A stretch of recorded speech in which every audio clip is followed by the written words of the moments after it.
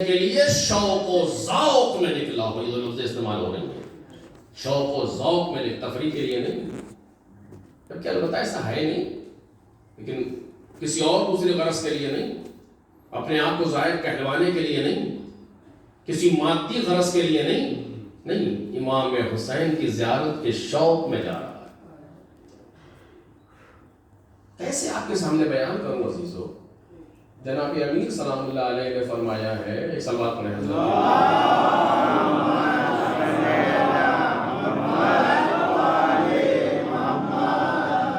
نہج البلاغہ میں خطبہ حمام میں آپ ارشاد فرما رہے ہیں کہ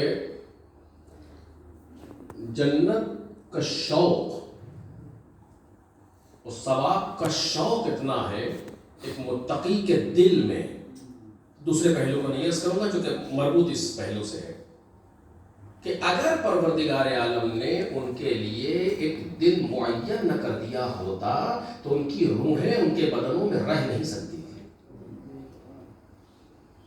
لولا الاجل الذی کتب اللہ علیہم لما تستقر ارواحهم فی اجسادہم شوقا الی الثواب۔ ثواب کے شوق خوف من العقاب بھی ہے، لیکن میں مربوط اس سے کر رہا ہوں، شوقا الی الثواب، یعنی بہشت اور ثواب کا جو شوق ہے اس وجہ سے روحیں بدن سے نکل جاتی، رک نہیں سکتی تھی۔ اگر پروردگار عالم نے ان کی روحوں کو، یعنی اب تعبیر میری وہاں پر اس طرح سے نہیں، یہ مقید نہ کیا ہوتا جسموں میں ایک وقت مقرر کے لیے، لولا اجل الذی کتب اللہ علیہ، اگر اس مدت کو جو پروردگار عالم نے ان کے لیے لکھا ہے، یعنی اس وقت تک تمہیں دنیا میں رہنا ہے، اگر یہ پروردگار عالم نے انہیں مقید نہ کیا ہوتا تو ان کی روحیں رہ نہیں سکتی تھی۔ کیوں؟ شوقا الی الثواب، ثواب کے شوق میں متقی کے لیے لکھ رہے ہیں۔ اسی لیے ہمارے علماء نے بیان کیا کہ کربلا والے تیروں، تلواروں، سنانوں، نیزوں کے زخم کا درد محسوس نہیں کر رہے تھے۔ اتنے کربلا کے اندر شہید ہوئے امام حسین کے ساتھ میں کوئی درد ورد محسوس نہیں کر رہے تھے۔ کیوں؟ اس لیے کہ سرکار سید الشہداء سب کو ان کا مقام دکھا چکے تھے شب عاشور، اور سب کو جلدی یہ تھی کتنی جلدی ہم چلیں، کتنی جلدی چلیں، ایک دوسرے پر سبقت لے رہے ہیں۔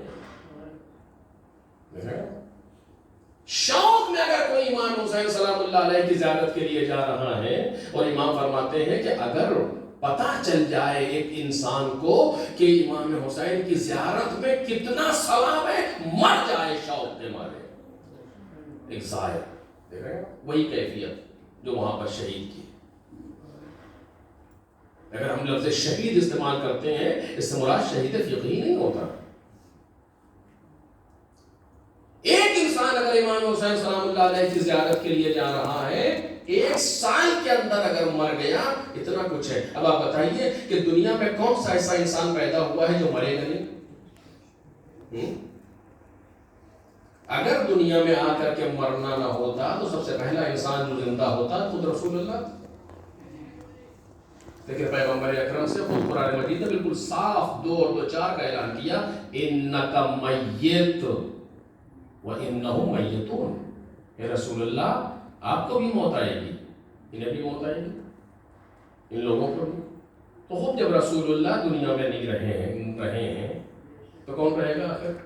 یا وہ جو شاعر نے جو آفاقی شعر کہ جب رحمت مرسل نہ رہے کون رہے گا؟ خود مرنا تو ہے، طے ہے کہ مرنا ہے۔ اگر یہ موت ایسی ہو کہ جو امام حسین کی راہ میں ہو،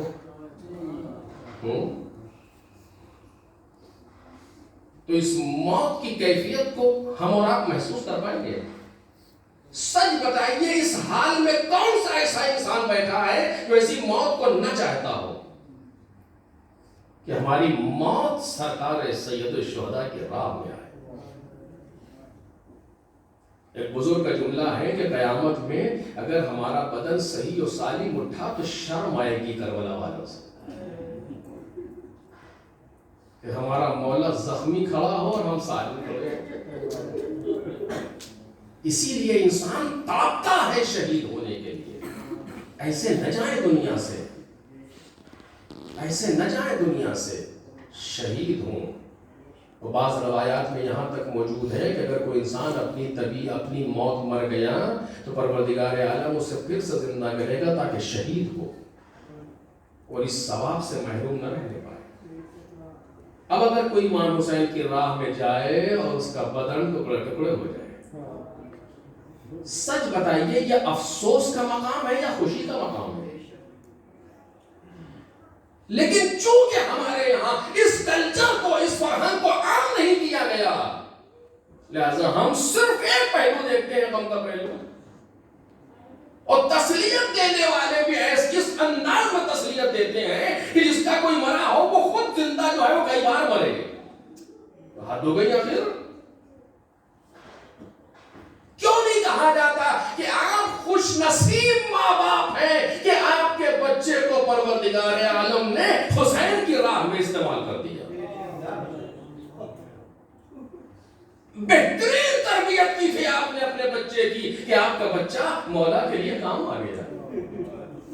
بہترین سیرت گزاری تھی آپ نے کہ آپ کا شوہر اللہ کی راہ میں کام آ گیا۔ خوش نصیب ہو تم کہ تمہارا بھائی اللہ کی راہ میں امام حسین کے لیے خرچ ہو گیا۔ کیوں اس فرہنگ اور اس فکر کو ہم عام نہیں کرتے؟ آخر صرف ایک پہلو زندگی کا، اب کیا ہوگا اور زندگی کیسے گزرے گی اور اب کیسا ہوگا، یہ ساری باتیں شرک ہیں، یہ ساری باتیں شرک ہیں۔ زندگی کا ایک سہارا ہے جسے خدا کہا جاتا ہے، ایک سہارا ہے جسے خدا کہا جاتا ہے۔ ٹھیک ہے انسان رسم و رواج کے طور پر کچھ جملے، لیکن نہیں، ہمیں اس فرہنگ کو بدلنا چاہیے، بلکہ اس طریقے سے تسلیت و تعزیت دی جائے کہ سامنے والا ایسا نہ ہو کہ اور بیچارہ ہو جائے۔ نہیں کوئی اچھا یہ مبالغے میں نہیں کر رہا ہوں، سچ کہہ رہا ہوں آپ سے۔ کیا اس سے زیادہ کیا چاہیے ایک والدین کے لیے؟ آپ کو بتائیں نا، مطلب جو ماں اپنے بچے کو گود میں پال رہی ہے اسے یہ پتا ہے کہ یہ میرا بچہ ایک دن مرے گا، دنیا سے جائے گا، معلوم ہے۔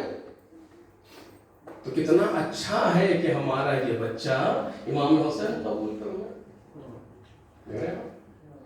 یہ کہاں سے جذبہ پیدا ہوگا؟ جب ہم ٹھیک سے کربلا کو پڑھیں گے، جب ہم ڈھنگ سے کربلا کو پڑھیں گے تب یہ جذبہ پیدا ہوگا۔ تو پھر انسان ایسے مرنے والوں کے لیے تعزیت بھی دے گا، تہنیت بھی دے گا کہ مبارک ہو آپ کو، سلام ہے آپ کی تربیت پر کہ پروردگار عالم نے آپ کے گود کے پالے کو قبول کر لیا۔ کیا یہ جملے کربلا کی مائیں نہیں کہہ رہی تھی؟ جب بچہ یا گود کا پالا دنیا سے گیا، مالک تیرا شکر ہے کہ تو نے میرے بچے کو قبول کر لیا۔ کیا فرق ہے آج میں اور اس وقت میں؟ اگر ہم معنویات پر چلے جائیں تو کوئی فرق نہیں ہے۔ امام حسین کی راہ میں شہید ہونا ان کے سامنے یا ان کے بعد فرق نہیں پڑتا۔ البتہ شہدائے کربلا سے مقابلہ نہیں ہے، کوئی دوسری کیفیت ہے، وہ میں بار بار عرض کر رہا ہوں۔ لیکن اگر آج بھی کوئی امام حسین سلام اللہ علیہ کے لیے شہید ہو رہا ہو یا حسین ابن علی کی راہ میں جا رہا ہو تو یہ معمولی مسئلہ ہے۔ رشک ہوتا ہے ایسی موت پر۔ میں نے سنا کہ بعض مرنے والوں کا ایک ایکسیڈنٹ ہوا ہے تو انسان زخمی تو ہوگا، بدن پر زخم تو آئیں گے، دنیا سے جائے گا، لیکن کتنا خوش نصیب ہے وہ لوگ کہ جو اس طریقے سے قیامت کے دن اٹھیں گے کہ جہاں بدن زخمی ہو، ہاتھ کہیں پیر کہیں، کہ انسان محسوس تو کرے اس کیفیت کو۔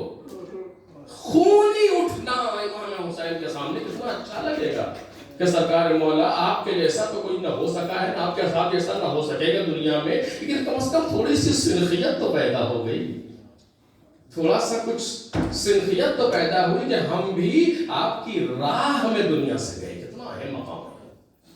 بس میرے عزیز و بات کو تمام کرتا ہوں۔ مجھے حیرت ہے ایسی ماں پر۔ ابھی آپ نے تذکرہ سنا اشعار میں، جناب زینب سلام اللہ علیہ کا ذکر تو بہت دور کی بات ہے، وہ ایسا مقام ہے جو ہماری فکروں سے بالا تر ہے۔ سچ کہہ رہا ہوں، یہ خطابت میں ہی کہہ رہا ہوں۔ جناب زینب، جناب عباس، جناب علی اکبر، ان جیسے لوگوں کو سمجھنے کے لیے انسان کا معصوم ہونا ضروری ہے۔ سبحان اللہ۔